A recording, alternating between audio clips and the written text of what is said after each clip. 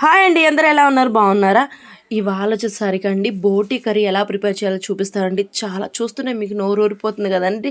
చాలా టెంప్టింగ్‌గా ఉంది కదా! ఇది ఎలా ప్రిపేర్ చేయాలో నీకైతే మంచిగా చూపిస్తాను. అదే విధంగా అండి ఎక్కువ మసాలాలతో అవసరం లేదు. తక్కువ మసాలాలతోనే ఎలా ప్రిపేర్ చేయాలో చూపిస్తాను. ముందుగా మసాలాలోకి వెళ్ళిపోదామండి. ముందుగా అండి మనం ఒక టెంకాయ తీసుకొని అంటే ఒక సగం చిప్ అంటారు కదండీ! ఎండు కొబ్బరి తీసుకొని మంచిగా సన్నగా ముక్కలు కోసేసుకొని దాంట్లో కొంచెం అదే విధంగా చెక్క, మొగ్గ అంటారు కదా! అవి 2 యాడ్ చేసేసుకొని దాంట్లో కొంచెం ధనియాలు వేసేసుకొని మంచిగా మిక్సీ పట్టేసిన తర్వాత నెక్స్ట్ వచ్చి అల్లము, అదేవిధంగా ఒక తెల్లగడ్డ తీసేసుకున్న తర్వాత ఒక హాఫ్ ఆనియన్ అయితే మంచిగా వేసేసుకొని మిక్సీ పట్టేసుకొని ఈ విధంగా మిక్సీ పట్టేసుకున్న తర్వాత మనం ముందుగా బోటీని మంచిగా క్లీన్ చేసేసుకొని ఒక 5 విజిల్స్ అయితే కుక్కర్‌లో వేసేసుకోవాలి. దాంట్లో ఉప్పు, పసుపు వేసేసుకొని ఒక 5 విజిల్స్ అయితే మంచిగా అంటే స్మూత్‌గా అయిపోయిద్ది బాగా.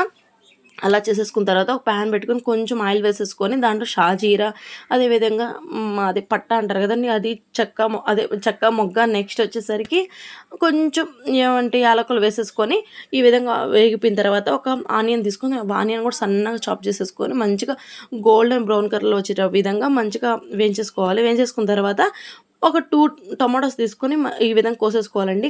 ఇవి ఎక్కువ ఉడకనక్కర్లేదు. ఒక 50% బాయిల్ అయితే సరిపోద్ది. తర్వాత మనం ముందుగా ప్రిపేర్ చేసేసుకున్న మసాలాని యాడ్ చేసేసుకొని మంచిగా కలుపుకోవాలండి. ఎందుకంటే అడుగు అంటకుండా ఈ విధంగా బ్రౌన్ కలర్ వచ్చే విధంగా వేయించేసుకున్న తర్వాత దాంట్లో నుంచి ఆయిల్ బయటకొస్తే అది ఓకే బాగా వేగిపోయినట్టండి. ఈ విధంగా అయిపోయిన తర్వాత దీంట్లో మనం ముందుగా ఉడకబెట్టుకున్న బోటీని అయితే యాడ్ చేసేసుకోవాలి.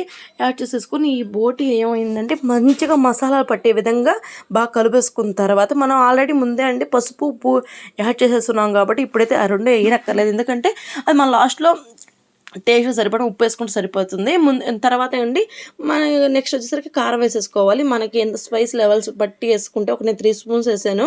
ఈ విధంగా మంచిగా కలిపేసేసుకున్న తర్వాత దీన్ని బాగా మసాలా పట్టే విధంగా కలిపేసేసుకొని దీంట్లోంచి ఆయిల్ బయటకు వచ్చే విధంగా కలిపేసుకోవాలండి. కలిపేసుకున్న తర్వాత మనం మనం వాటర్ చూసుకోనండి మనకి ఎంత థిక్‌నెస్ కావాలో ఆ విధంగా వాటర్ అంటే నేనైతే ఒక గ్లాస్ వరకు పోసేసాను వాటరు. పోసేసి ఇప్పుడు కొంచెం సేపు అలా మూత పెట్టేసుకున్నాం అనుకోండి.